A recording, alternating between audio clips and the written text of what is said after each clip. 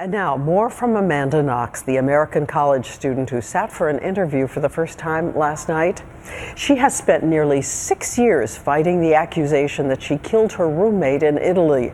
She was a tabloid obsession there, portrayed as a presumptuous, promiscuous American. And all day, you have been writing us. It's a kind of Rorschach test of reactions. Did you kill Meredith Kercher? No. Were you there that night? No. I wasn't there. So many of you wrote us, a lot of you outraged at the lack of concrete evidence against her. The fact that in the bedroom of the murder, that bloody shoe print, that handprint, the DNA found on and inside Meredith Kercher's body, all belonged to a man with a known criminal record, Rudy Gaudet.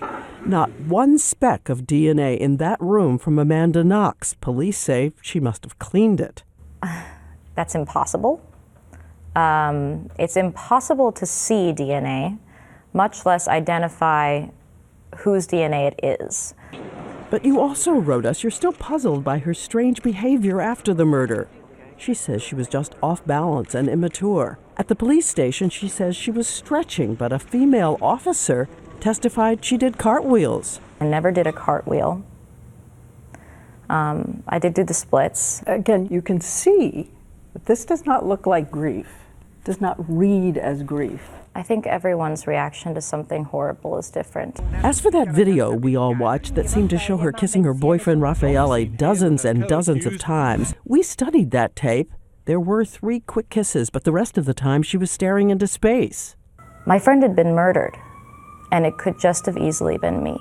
And through all the trials and prison, her family was there. Your dream for her?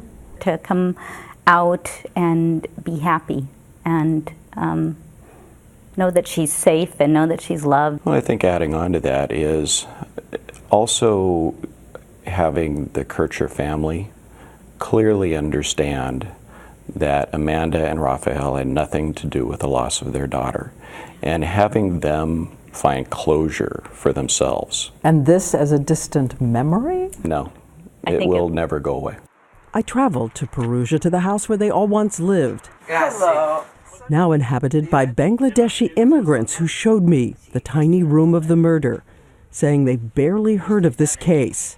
I also talked to some of the thousands of college students there right now who said it's just a distant memory, that name, Amanda Knox. So to the 250,000 students who head abroad, what's your advice? Study abroad. Study abroad in Italy.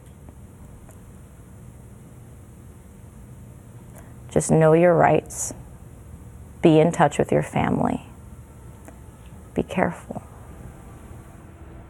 And Amanda Knox says she hopes in years to come that she will be finished with this case, have a family of her own. And she said she will tell her children to look closely at anything they put on their websites as if it could be used to destroy them.